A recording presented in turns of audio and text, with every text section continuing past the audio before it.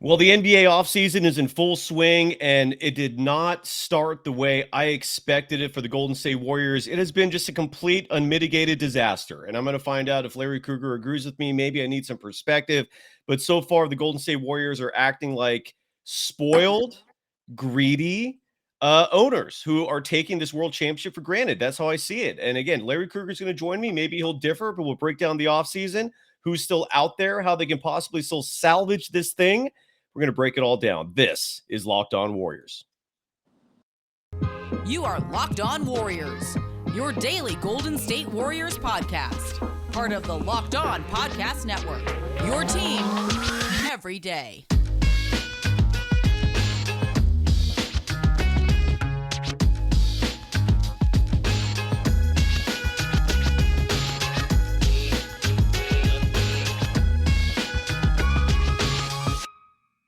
Thank you for making Locked On Warriors your first listen every day. We are free and available wherever you get podcasts. You can follow Larry Krueger on Twitter at SportsLarryK, the host of the Krueg Show on YouTube. And you can follow me, Cyrus Saatsaz, on Twitter at DogSurfRoadshow. Larry, I cannot begin to express how disappointed I am in my Golden State Warriors.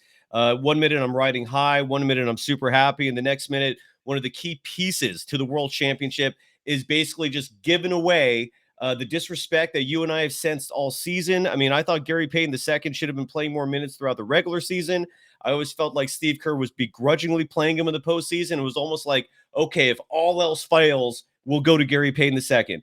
And the respect was treated accordingly right now because for 3 years, $27 million, the Warriors could have kept Gary Payton II. Instead, he now goes to the Portland Trailblazers, who have had, in my opinion, an incredibly positive offseason. They're clearly one of the winners so far. Your first impression, Larry, on the Warriors deciding we don't need Gary Payton II. We don't want to spend the money, even though we can clearly afford it. Your thoughts? Yeah, I mean, I think it's short-sighted. I think this guy, they're acting like this guy is like a slightly more valuable than like Damian Lee or slightly more valuable than Andre Iguodala. Instead, they should have looked at him as what he is a dominant defensive player who fit in perfectly into your culture, your chemistry. He's a big part of why you won. You probably would not have won without him. I really believe that. And I just think that, it's an enormously expensive deal because of the repeater tax. I get it. Right. I understand. It's going to cost them way more money to re-sign this player because of where they're at in the repeater tax. But guess what? It's $55 for 3 tall beers at a basketball game. You know what I mean? Yes. Your fan base makes that sacrifice, and they just understand it's the price of doing business if you want to go to a Warrior game. And I just think the Warriors here, it's like, let's prioritize other things. It's like Damian Lee is related to Steph. Oh my God, gotta have him on the team. And Andre Iguodala is Steve Kerr's buddy. Oh, you gotta have Andre back on the team. You just invested in James Wiseman. He's going, unless you totally screwed up, James Wiseman's got to be your center. But instead, you opted to prioritize bringing back Kevon Looney, who's a nice player, but Kevon Looney is a backup center, and Gary Payton is a star defensive player. There's nobody else like him. There's nobody like that out there. So I think it was incredibly short-sighted. As I said, I don't think they would have won without Payton. Agreed. And you know what? It doesn't shock me that they don't value Payton because Kerr clearly didn't value. You can talk and we can pay attention to your words, or you can pay attention to their actions. And to me, actions speak much louder than words. And the actions that the Warriors had this year with Gary Payton showed us all year that Kerr didn't understand his value and didn't appreciate his value and would often forget his value. And they lost those games. And oftentimes they wind up losing because for that reason alone. So it doesn't surprise me that they start, counting bucks and worrying about, repeater tax and letting Gary Payton go. For what? So I don't know what their offer was, but They could have gotten him for 3 years and $30 million is my guess. Obviously, it would have cost them more because of the repeater tax, but that's not on Gary. He's just getting market rate, and they should have outbid the Blazers. Now, guess what? The Blazers are going to be able to defend Steph Curry with a bigger, faster, longer, more athletic player, and they're probably going to have success doing so. So get ready for that, and you don't have a replacement for him. So now you're going to have to take a chance on bringing in guys that have a skill set that is similar to his, and who knows if they'll fit in as well. Who knows if their personalities will blend?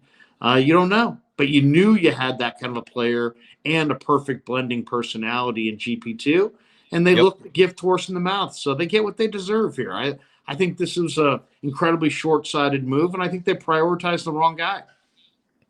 There's a few things to say here. First of all, I'm with you. I don't know what the reason is, but for some reason, Steve Kerr and or Bob Myers, like you said, just did not see the value in Gary Payton II. When he first made his appearance with the Golden State Warriors, I believe this is the middle of the 2020-2021 season. They promoted him. The moment he started playing for this Warriors team, I've been saying he's a perfect fit. I don't know where they found him. He was like a diamond in the rough, but he was, again, just a gem for this roster. But yeah, we also saw them, like he sparingly played that season in a year where they feel like they could have used him more as they were trying to make the playoffs. They put him on waivers. Any other team before the start of last season could have claimed him. That's how little they valued him. They thought that he would clear waivers, and he did, luckily. He comes back. They sign him for the vet minimum. He does nothing but amazing things for this Golden State Warriors team. He led the NBA in steals per 36 minutes at 2.8, but that's just the tip of the iceberg for his value. Stephen Curry was attributed as saying Gary Payton II was always at the right place at the right time. A perfect example of that was game, I think, 4 of the NBA Finals or 6, where he missed a corner 3, but he knew right away he was going to be short. He runs up to it, grabs his own rebound, and puts it back for a 2 in a series, whereas people who are not that familiar with the NBA now know that in the playoffs, and especially the NBA Finals, every possession counts. He was a shutdown defender. Like you said, though, like Kerr and Myers undervalued him. They forgot about him in Game 3 of the NBA Finals. They didn't even play him, or I think they played him for like 3 minutes. I can't remember what the story was now, but they barely played him in Game 3. They lost, and then Kerr remembers, oh, yeah, we have Gary Payton II on the roster. And then, they win the NBA Finals, and they reward that with, hey, sorry, we're not going to match a 3-year, $27 million deal, which would have, with the repeater tax, would have come out to over $50 million. Now, yes, that's a lot of money. All right. But on Twitter, I'm dueling with a lot of people who keep saying, well, the Warriors have the highest payroll in the NBA, like by a long shot. This is true. The Warriors also have brought in the most revenue in the NBA. In fact, they set an NBA record this past season, generating over $800 million in total revenue in 2021, 2022. If you take payroll out of the equation, they still would have been left with approximately $450 million in profit. And that number, by the way, courtesy of Eric Prisbol, a reporter with Sports Journal, who I am going to have on the show Tuesday to really break down the Warriors' finances, because I want to know with as much certainty as possible just how much of this is pure frugalness on the part of the Warriors ownership versus pragmatism, where they actually need to save the money. I don't see any pragmatism in this. To me, this is a corporation that is just trying to rake in as much money as possible and devalue Gary Payton II. And it just put a whole bummer. It spoiled the offseason for me because I thought he was an incredible fit. That is my rant. And again, it's just for a team that makes as much money as they do, given how much money they spent to buy this franchise versus what it's worth now. I know they owe the bank some money, but I'm sorry. They had approximately $450 million that they just sat on in revenue just from this last season alone after payroll, which is by far the biggest expenditure. I know you have 500 employees for that company, but those 500 employees, some of them make 50 grand a year, some make 100 grand a year. It doesn't come up to even close to 450 million. The bank loans, you're not having to pay that much money in 1 year. This was just the team, again, for some reason thinking we could do better than Gary Payton II, and he doesn't deserve our money. I got to pay some bills real quick, and then Larry, I'd love to get your feedback on everything I just said, because look, you may not agree with that. A lot of people don't. But I'm just telling you, based on the numbers, I think the Warriors screwed the pooch. I think they could have spent the money.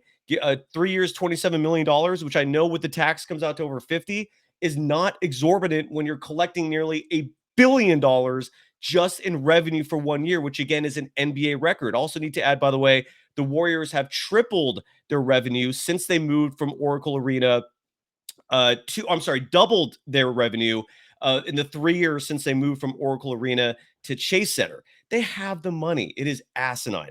Larry, I'm going to get your reaction to that in just a second. First, I got to talk about one of the greatest games. Larry, if you played video games in the 80s and 90s, you're familiar with Kevin Calabro saying, boom shakalaka in NBA Jam. Did you ever play that game? Oh, yeah. You kidding me? I love it. Same, man. Boom and now shakalaka. Exactly, dude. And this is a game that just really focused on the fun parts. There were like no fouls, no free throws, no quarters. And arcade1up.com now is releasing the Shaq edition of NBA Jam. You can pre-order it now. Again, that's arcade1up.com for an estimated early September ship date. Arcade 1-Up is the place for fun. They've even got more classics like Golden Tee, Larry. I don't know if there's like this bar in North Beach that I used to always go to and get sauce and play Golden Tee with the wheel, the golf game. I don't know if you ever played that, but that was incredible. Mortal Kombat and many others starting at just $399. They're giving away an NBA Jam Shaq edition to a Locked On listener. Enter for a chance to win a game console for your man cave at arcade1up.com/locked on. That's arcade, the number 1up.com/locked on. You've got till July 8th. That's a week away to enter to win NBA Jam Shaq Edition console. Don't miss out. Enter today. Who are you going to play with?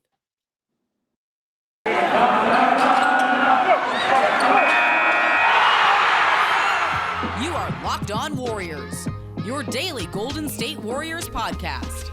Part of the Locked On Podcast Network, your team every day. Thank you for making Locked On Warriors your first listen every day. For your second listen, get up to date on the latest news and rumors in the NBA in just 30 minutes every day with Locked On NBA. Locked On NBA, your daily NBA update in just 30 minutes. I highly recommend subscribing to the Krueg Show on YouTube, where Larry Krueger joins me, the host of the Krueg Show. You can follow him on Twitter at SportsLarryK. I just wanted to rant about the Warriors ownership, Gary Payton II. I know we're on the same page about his value. Any thoughts on the money, about the revenue and the money they're putting back in for this roster? Well, I mean, forget trying to understand the revenue. People cannot relate to the revenue. You know what I mean? It's like, oh my God, they would have had to pay X for Gary Payton. You know, it's all funny money. It's like, you know, we can't relate. You can't compare it to what we make or what we're spending or what, you know, it's just not the same. We're talking about totally different things. We're talking about numbers that have skyrocketed well out of what makes sense as far as the cost to go to a game, how much it costs, you know, how much these teams make, how much these players make. So, you know, trying to relate to the numbers, it's futile. All you really have to know is that we are in the ultimate alpha area of NBA basketball, where almost every team that's a contender has that alpha male point guard guy on the ball. Maybe he's not even a point guard. Maybe it's Luka, you know, but they have that great on the ball offensive player that initiates almost everything they do. The Warriors are the exception. They're not the rule. They play, you know, pace and space and share the ball, body movement, ball movement. That's not what the rest of the league, for the most part, does. The rest of the league puts the ball in the hands of one alpha player and says, initiate. And now you have the neutralizer to that in Gary Payton. In the midst of this era, you lucked into, and when I say lucked into, when you waive a player twice, you're lucky.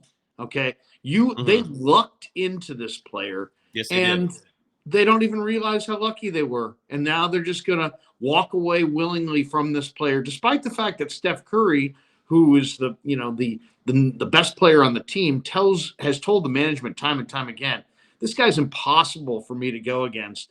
He's a nightmare. Please re-sign him so I don't have to go against him in a real NBA game. And they're going to wind up measuring, dollars down to the last penny and saying, you know what, it's a little too rich for our blood. Well, you know what? Your margin for winning this title was very small. And don't forget that. And I think the fact that they beat the Celtics in 5, that maybe it went to their head a little bit, that maybe they believe with their young talent coming and with the fact they're on the top of the NBA mountain, that the margin of between them and everybody else is greater than it is. It's the slimmest of margins. Payton made all the difference in the world. If he does not come back from the elbow injury, in my opinion, they do not win. And I don't think they share that opinion. So now we're going to find out who can they get to replace this guy. It's probably going to wind up being multiple people. I wouldn't be surprised if there are some failed attempts to replace him along the way. And we'll see. And not only do you lose him, you have an alpha male in Steph Curry, and now a team in your division has the ability to shut off his water.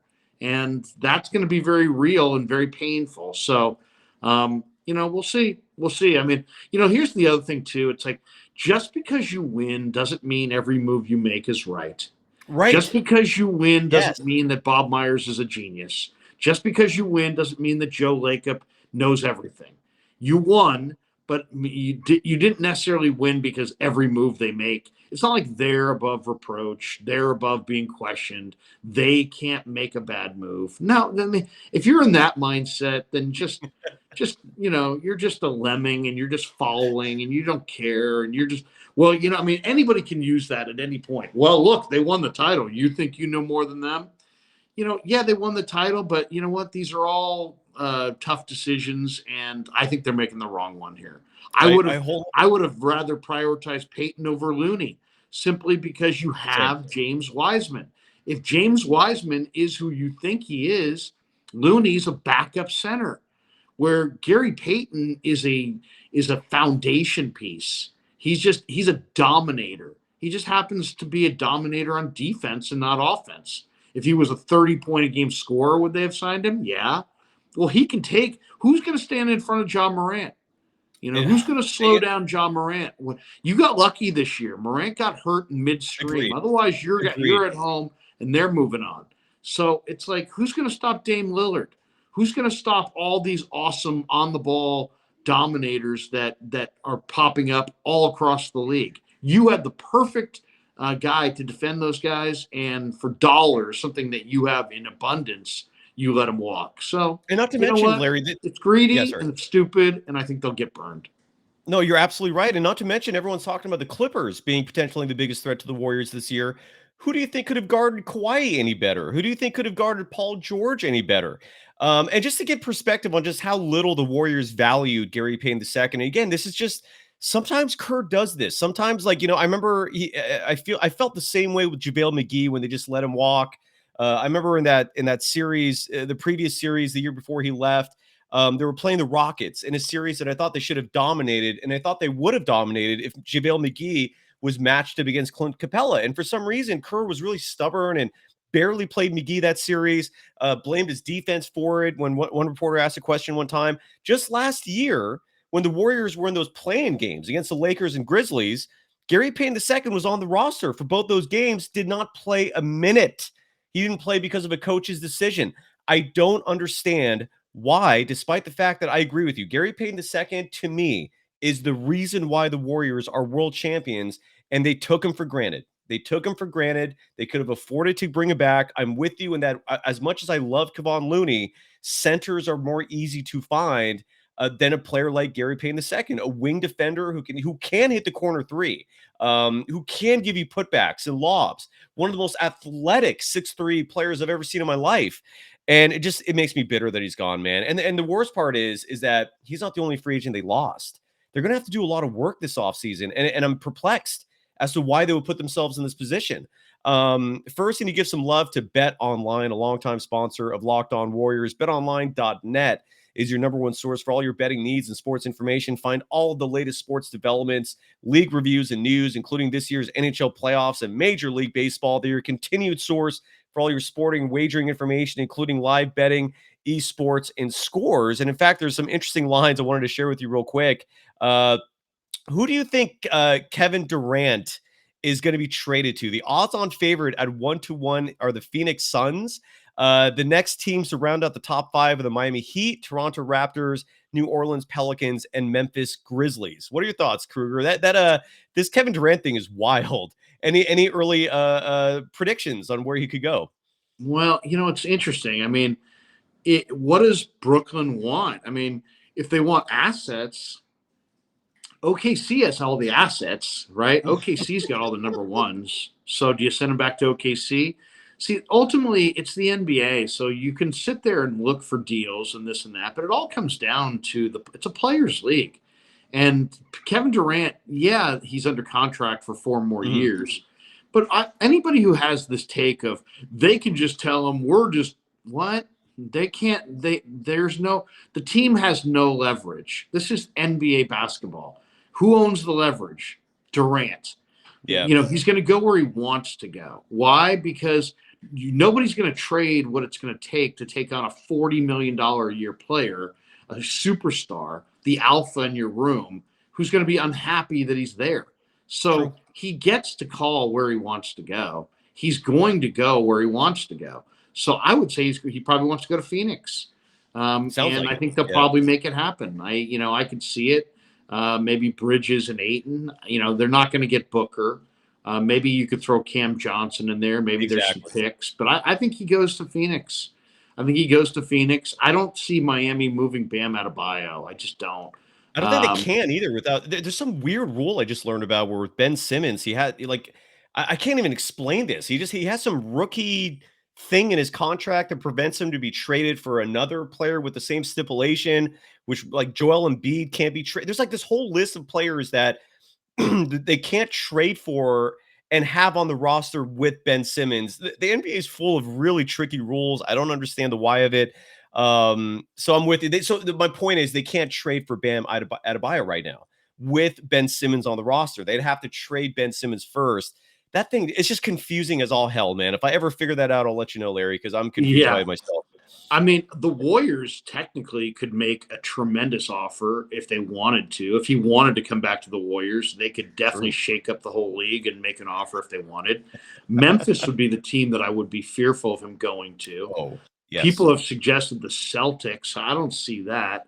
I've seen the Lakers thrown out by Windhorst, but why? How? I mean, How? And how could you not get totally taken on that trade? I mean, Anthony Davis and Westbrook for Kyrie and I mean, what? I mean, that these are just terrible trades for, Brooklyn. So I think the one that's probably makes the most sense is probably Phoenix. I saw Chris Haynes quickly after the announcement that he was going to be traded, quickly said Phoenix is the logical spot. Phoenix obviously doesn't like Ayton, and they can afford to move Bridges and Cam Johnson. But, you're also trading for a 33-year-old player, and you're trading for his 34, 35, 36, and 37-year-old seasons. So I personally think that you're probably going to get 2 great years, 1 good year, and maybe 1 injured year out of KD. So, and then also, is KD going to be, has he been happy anywhere for 4 years in a row? So What are the odds that you're going to, the team that's going to get screwed, I think, is the team that trades for him. Why? Because you're going to fall short immediately by trading for him. You're going to heighten the expectations that it's a title team. Then you're not going to win the title. And then he's going to be unhappy or injured. And you're going to be on the hook for close to $50 million for that 4th year. And you're going to have a throwaway season in that 4th year because you make this trade. So I think this is a loser all the way around. I think KD's championship window has ended unless he joins the Warriors. And I just think that ultimately the team that trades for him here is going to be the team that cannot get out from underneath the deal at the very end. Because nobody's going to trade for KD at age 37, making $50 or $60 million a year with a broken down body. And at that point, he should be pretty broken down. So it sounds good. And it's like, I'm sure there's a bunch of teams desperate for a trip to the finals. And maybe he can deliver that. But if I'm Golden State, as much as it's intriguing to at least think about Wiggins and Moody and picks work, I don't think the Nets would take that. I think they would want Wiggins and Wiseman and Moody, or Wiggins and Wiseman and Kuminga. And that's a non-starter for me. That's too much young talent. That's too much future. And also, it kind of brings up a philosophical debate. Do you believe in depth, or do you believe in superstars? And I think after watching Toronto beat the Warriors a few years ago when they were so much deeper and the Warriors had the stars, but they were hurt, I don't think Golden State wants to put themselves in that spot again where they're leaning on a couple stars that are aging and, they have the wrong injury at the wrong time and a deeper team just beats them. Right now, they are on paper slated to be that deeper team. And I think they ought to keep their depth and stay with what they have, stay the course on where the direction they're in. Yeah, the depth is they have the depth. Now we got to kind of evaluate this thing. They got 10 players signed under contract at the moment, and they got a lot of holes. But regardless, you can bet on where you think Kevin Durant's going to go. And again, Kevin Durant has indicated the Suns and the Heat are the two teams he has referenced so far. The Nets have said they are not going to make a trade just for anyone. They want a solid return back, so it remains to be seen. But again, betonline.net, you can find those odds. Head to the website today or use your mobile device to learn more about the trends in action. BetOnline, it's where the game starts. You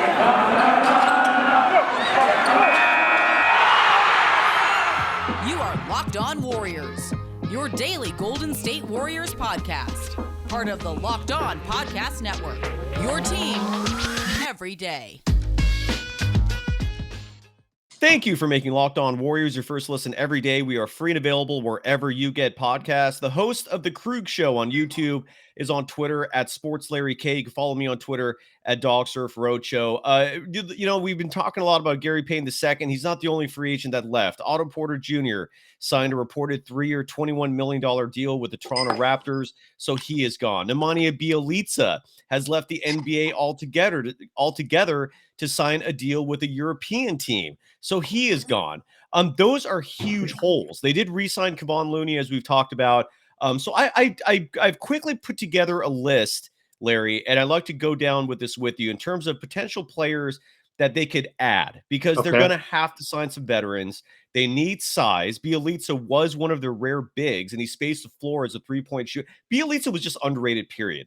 It bums me out that they lost him. Otto Porter Jr.'s effect was clear. I mean, he was started multiple games in the NBA Finals. So here are some players, and let me know what your feedback is on some of these. The Warriors explored the idea of acquiring Tyreke Evans last year. That suddenly makes a lot more sense. 6'5", athletic. He's not that old yet. I think he turns 34 next year. Can handle the ball, improved his shot. I think you can make him a great defender as part of a system. Your thoughts on Tyreke? Well, don't love it. What's his conditioning level? How old is Tyreke at this point? He's kind of 34. Yeah, so he's old. Not a sharp shooter. Doesn't stretch the floor. Kind of a turnover machine, I think. Yeah, don't love that. I hear you. And he turns 33. I'm sorry, this year. He's 32 right now. Here's one that kind of fits the Otto Porter Jr. mold. I've heard his name mentioned a few times. He only turns 29 next year. Shot 43% from beyond the arc in 2018, 40% from three in 2019, and that's TJ Warren. I actually like the idea of him coming to the Warriors. Your thoughts on the Warriors pursuing him? Yeah, I love TJ Warren. TJ Warren is a monster. If TJ Warren went for 50, he's a fill it up scorer. It's all just about your medicals. How healthy is TJ Warren? If TJ Warren's healthy, this guy could be a scorer that's so much better than Porter or Bjelica. He could be a guy who could be a total force for you coming off the bench. I think TJ Warren is a tremendous player. 6'8", small forward, 2 guards, stretch the floor. Physical. You could probably play him as a stretch 4 in certain lineups. And he has to be defended. But it's all about the health, because I haven't seen him actually do anything in recent years. It's been 2 years. So, yeah, he's been 2 years. And again, that's where I think if he's healthy, I love him. If he's not ancient, so it's like if you can get him healthy, I think that's a great name. Yeah, I like that name. And again, he fits that Otto Porter Jr. mold just in the sense of another player who was out of the game for a couple years, injury prone, and Rick Celebrini uses magic there and healed him. I know you got to go in just a minute here. I'll fly through the rest of these real fast. There's only one other name that excites me, and then I got a few more beyond that I think could be fillers. But the only other name that excites me is Serge Ibaka. Turns 33 next year. Yeah. He could hit the corner three. He could play the five. I think he would fit well with the system and the team. If he accepts low money, I mean, the Warriors have the mid-level exception. Your thoughts on this possibly Serge Ibaka joining the Warriors? Love it. I mean, he can hit the three, he can protect the rim, and he's won a title, and he's a smart player who gets smarter and more efficient as time goes on. Love Serge Ibaka. I'd want to know about his health as well, how he's feeling. Right. But other than that, love him. Rim protector and a three-point marksman. I like that. And these are the remaining names, and those are the ones that excite me. These are the names that they don't excite me, but I could see it. I think they could contribute some minutes. And I'll just fly through these. Let me know if any of them stick out to you. Montrezl Harrell, Marcus Aldridge, Blake Griffin. Blake Griffin, your thoughts? Not enough range. He's more of a spot-up shooter, but not with range. He doesn't give you any spacing. I don't hate it, but I don't love it. Same. Markieff Morris, one of the Morris twins. No. How come? Just no. I just can't stand either of those guys. And the last name I pulled up, Marcus, and this last name I think could be underrated. I actually think he could be a great fit. Rodney Hood. How healthy is he? He's had some injuries the last couple of years. I'll throw a couple names to you. Yeah, Let me throw a couple names your way. Jalen Smith. Jalen Smith played at Maryland, sat the bench for Phoenix, got traded to Indiana, averaged like 13 and 7 for Indiana. He's a young big man who can shoot the three and protect the rim and run the floor. I love Jalen Smith. I know his name is mostly his name is mostly synonymous with the Suns bungling that lottery pick and because they passed up Halliburton for him. But sounds interesting. What about what is Carmelo signed? He is not signed. I thought about that too. Carmelo is a Hall of Fame marksman. I mean, I like Carmelo. I like Carmelo a lot. I mean, and at this point, because Carmelo's embraced his role, and you put Carmelo's got a presence. Carmelo's not going to be intimidated by a loud arena in Boston. You know what I mean? Carmelo's not going to be. I love Carmelo on this team at this point. I think he's interesting. Dante DiVincenzo. I forgot his name. You're right. That's a new one. I don't know what the hell the Sacramento Kings are doing. That's just another. Yeah, I mean, he's interesting. Another notch on the stupidity belt there. I wouldn't mind him. And let me just say real quick too. With the who was the name you just mentioned? I'm brain farting all. Dante DiVincenzo. No, before him. Oh, Jalen Smith. No, after him. There was someone Carmelo. Carmelo Anthony. I think Carmelo Anthony, if he can buy into the Warriors system of if he can shed the ice, because he's got that ISO ball so ingrained in his playing style. If you can get that out of him and ingrain a defensive mindset simultaneously, because he's a big boy, he's 6'8" with muscle. I would love that pick. Yeah. Would love it. Yeah, you're absolutely right, because he could score like anyone, as good as anyone. And he's a presence. I mean, he's a real presence.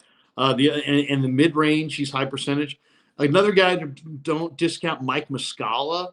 If you're looking for a guy who can hit a corner three, I like Frank Kaminsky. I think Kaminsky knows how to play the game. I mean, the one thing with the Warriors is you're not going to play at all if you don't know how to play basketball. Sure. So all these guys that don't know how to play basketball, forget those guys. They has to be guys who know how to play. The guys that interest me would be Kaminsky, DiVincenzo, Serge Ibaka, TJ Warren, Jalen Smith, Carmelo Anthony, Muscala, maybe Forbes, Bryn Forbes, whatever you want to call him.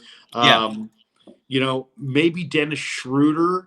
I don't know. I mean, Schroeder he hasn't played any defense, but 2 years ago he was the sixth man of the year for OKC. And then those are the ones for the most part. I mean, there's Rajon Rondo, there's Kent Bazemore wants to come back.